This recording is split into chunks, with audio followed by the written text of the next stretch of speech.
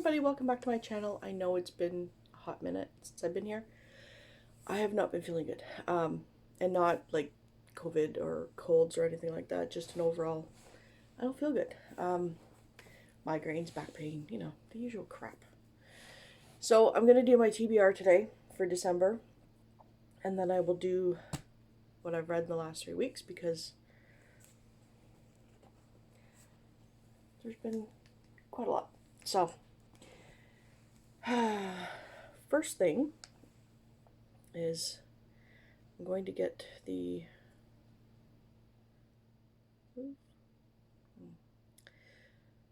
I thought I had this wrapped up, ready to go.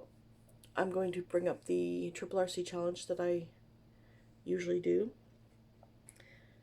and as well as the million more pages, because I only have like 5 left, 4 that I have to account for, but as of right now, 31 out of 60 that I still need to read. It's not going to happen. It really isn't. But that's okay. Like I said, I started it like 6 months late, and I really do like to do the Triple RC. Next year I will start the Million More Pages books right from January. So that it'll be a little bit easier and a little less hectic during the months. Not that it's been hectic, I don't stress myself out about it. But yeah, so let me just pull this up here. So the first challenge is Happy December Birthday. Read a book published in December, or read a book with blue or green on the cover in honor of December's birthstone, the turquoise. And all the links will be down below, so you can check out these groups. So this one I am going to be reading A Wizard's Dream, and I don't know how to say the author's name. He contacted me. He's from South Africa, and he asked me to read this. So if you can read that name, by all means try it. I'm not going to try and butcher it. Really not. So it's Dream Seers, Underworld, fantasy. So there's that one. And number 2 is Baby Names. Read a book that includes a character. It doesn't need to be a main character, or is written by an author by one of the 4 names that is listed, or their meanings. So this month's names are Daisy, Daisy Flower is the meaning. Daniel, Only God is my judge is the meaning. Clara, Illustrious is the meaning. And Cole, Victory of the People is the meaning. So I'm hoping this comes in. I have it on hold at the library, but it's Daisy Darker by Alice Feeney. I don't know really what it's about. It's Daisy. That's how I picked it. So challenge 3 is Featured Author Challenge, Alice Winters. Read one book written by Alice Winters or any author with her first or last name. Or you can read LGBTQ plus book or novella, or a book categorized on Goodreads as comedy or action, or a book in which a character is either a vampire or a character rides a horse in it. Kudos if you can manage both. I don't know why about vampire, but I didn't have this one set up. Because, hint, I've already read it. Come on, bring it up. Sorry, my tablet's being really slow lately. And I chose Hidden in Darkness. It's book 1 in the In Darkness series, and it's by Alice Winters. There we go. It is LGBTQ plus book. It does tend to get a little bit graphic, but a couple of times. So a man is, it's about a man who's blind and needs a companion. And It's Lane and Felix. Felix is the companion, Lane is the blind man. You don't know what happened to Lane, why he's blind. He's just very angry because he's blind now. You do find out later, and it's heartbreaking.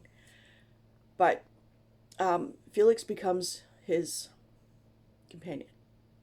He calls him his babysitter. There's a lot of snark. There's a lot of attitude. It's funny. But it shows that just because people are disabled does not mean they need pity or sympathy and everything done for them. And I really like how Felix did this. Some of it went a bit too far, but we have a friend that the day after we came back from our honeymoon, he was in a bad car accident and he's paralyzed from the waist down now. We didn't give him pity or sympathy. We treated him the same. And in fact, my husband and their other friends joked that they were going to leave him on the side of the road and he would get jacked. His wheels would be stolen, and it was just funny, but it eased the moment. And he never did the pity, sympathy, like, oh, poor me thing. So I appreciate that part of the book. I will probably get more into that, but later. So the next one, hello, thank you, is National Bartender Day, December 2nd. On the first Friday of December, this day honors not only the masters of making cocktails, but also the ones who stay up late to listen to our drunken woes. Read a book that has a scene in or takes place in a bar, nightclub, or any event where alcohol might be served. You can also read a book with some sort of alcoholic beverage on the cover, a book in which a character is a bartender, or a book where a character gets drunk or imbibes alcohol at some point during the story. And that one, I chose Sweet Little Lies by Jill Shalvis. I think this is Heartbreaker Bay book 1. And it takes place in a bar, I think. It's a pub owner. One of the characters is a pub owner. So there. Challenge 5 is International Ninja Day, December 5th. Ninjas are thought to have existed since the year 600 and are known historically for being spies and assassins. Read a book with a character who is a ninja, spy, or assassin, or is being hunted by one of those 3 types. You could also read a book with weapons, or with the color black on the cover, a book where a character is sometimes or always masked, and or is mysterious, your interpretation, or a book set in Japan. And this one, again, is on hold at the library as a ebook. Come on. Super slow tablet. It was working fine just a few minutes ago. And I chose book 1. I forget what it's called, but it's the first in the series. It's Her Royal Spyness by Rhys Bowen. I've wanted to read this for quite a while. I don't know if that's too dark.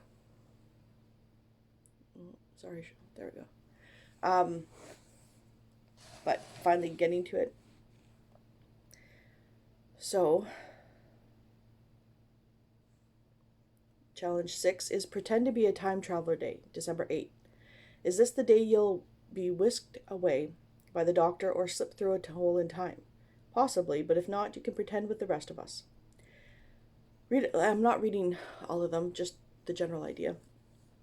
I read a book with a character who time travels, or is set in either the future or the past. You can also read a book with a clock, watch, police box, telephone booth, or some other image that makes you think of time travel on the cover. You can also read a book categorized as science fiction on Goodreads. And that I chose Until Forever by Joanna Lindsay. I'm not sure why. Oh, because there is time travel. It's Vikings, time travel in it. So I read this years ago, don't remember it. Like, I've read, I'd say half of her backlog when I was a teenager as they were being written. And then I just stopped and that has to do with my best friend dying because we both loved historical fiction. So, getting back into that. So, number 7. I was going to read something different for this, and I'll explain why in a minute, but it's National Ugly Christmas Sweater Day, December 16th. On the 3rd Friday of December, this day encourages those who cherish, or not, They're ugly Christmas sweaters to flaunt them around town. Not sure if your sweater is ugly enough? Add some tinsel, bells, twinkling lights, the more garish the better. Read a book where a character wears or views a piece of clothing they consider ugly, or that they believe that others will consider ugly. You can also read a book with someone wearing a sweater, either on the cover or in the story, or a book with a cover that is red or green, or a book that has a loud, brightly colored cover. You can also read a book with some sort of clothing contest in it, or a book where someone buys or donates clothing. This one I chose. Now, I was originally going to choose Christmas Shopaholic by Sophie Kinsella. Then I realized I hadn't read the previous three books before that. I thought I had, but I didn't. So, I'm doing Murder in the Mystery Suite. It's book 1 in, don't know the series name. A Book Retreat Mystery by Ellery Adams. And there's clothing on the front. It's also green and red a little bit. So, I have a feeling it has something to do with clothing. Challenge 9. Nope, challenge 8. Winter solstice and Yule, December 21st. The winter solstice makes the shortest day and longest night in the northern hemisphere. On this day, the North Pole is at its furthest point from the sun, and the length of day in the northern hemisphere can range, depending on the location, between 9.5 hours to never seeing the sun at all. Read a book that at least partially occurs during winter, or a book in which a gift-giving holiday of any type is celebrated. You can also read a book with a wintry scene or a nighttime scene on the cover, or a book in which a character attends, hosts a feast or other large meal, such as family meal, wedding, dinner, etc. And that spoiler alert, I read it again already, is Once Upon a Winter's Eve by Tessa Dare. It's book 2.5? 1.5 in the Spindle Cove series. So I read book 1 and book 2, and then I finally was able to read this one. Maybe I should brighten it up a bit. Let's see if that'll help.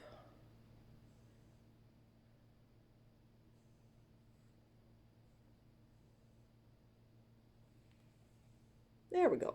That's a little better. So this one, it was good. It was quick.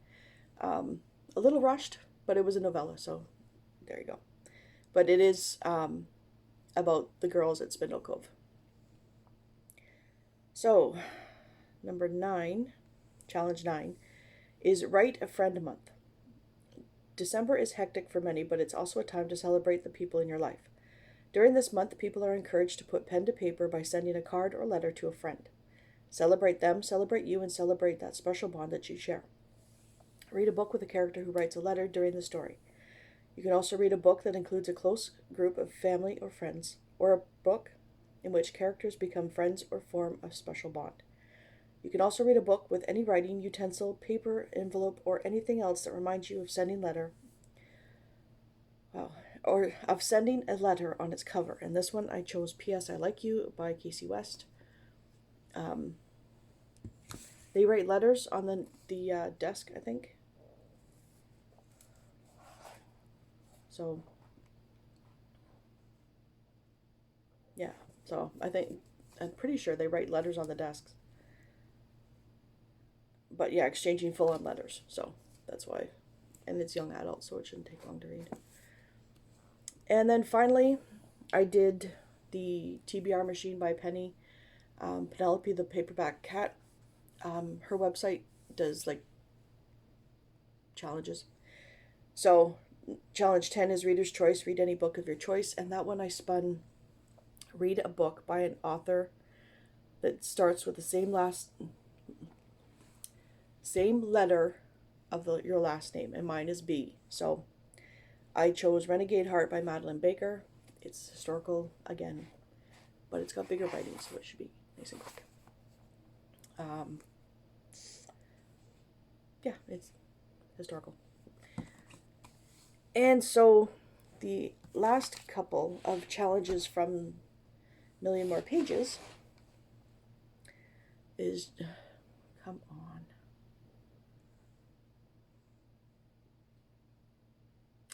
number 28. So challenge 28 is pick a book that you've only read the first book in the series and read the next book in that same series. And that is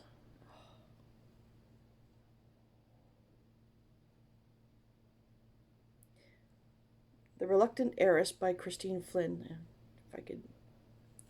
It's a silhouette book. I'm going to have to scroll. It's on Hoopla, so I forget which series this is. I should have written it down, but sorry. The next challenge is 47, and that is list your TBR by 50 books and sort by random. Pick a book off the last page.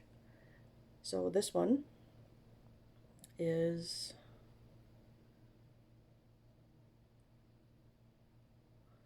Sarah Morgan's Woman in a Chic's World.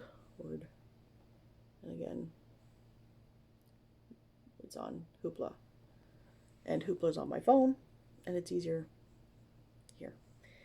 So challenge 37 is sort your TBR by 50 books per page and sort by title A to Z. Pick a book off the last page. And I only have 3 left in this series.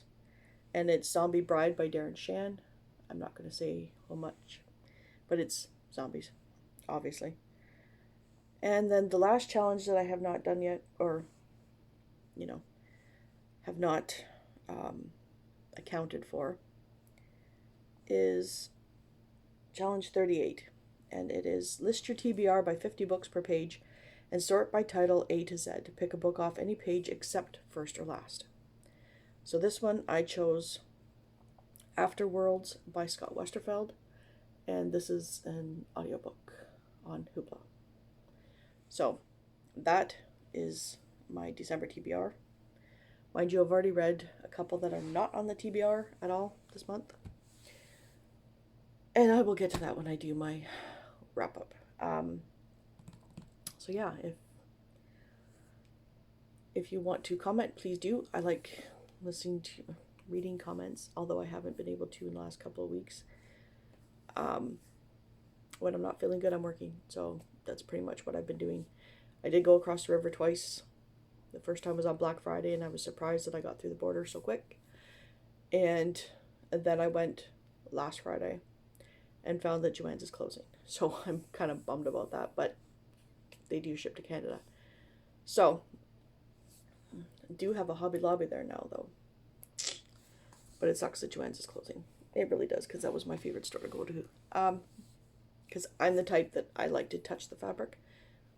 And you really don't get a sense of the size of the pattern on the fabric unless you see it visually. They can put it beside a ruler, and I've seen them beside the ruler, and I go in and it's a lot bigger than what they said it was. So it is what it is, though.